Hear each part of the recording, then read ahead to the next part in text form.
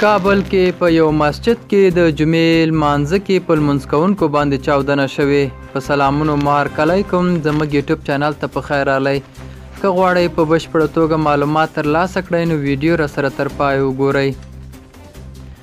د کابل ښار د 5مې امنیتي حوزې اړوند قمبر څلورلار یو جومات کې چاودنه شوې. د کابل د امنیه قمندانۍ ویان خالد زدران امریکا غږ ته وویل چې دغه چاودنه نن ایوب صابر جومات کې جمعې لمانځه پر مهال شوې ده. نوموړي زیاته کړه چې د لومړنیو معلوماتو په اساس په چاودنه کې 3 لمونځ کوونکي ټپیان شوي دي. تر دا مهاله د دغه چاودنې مسؤلیت کومې ډلې نه دی منلی. دا و زموږ نننۍ چمتو شوې ویډیو.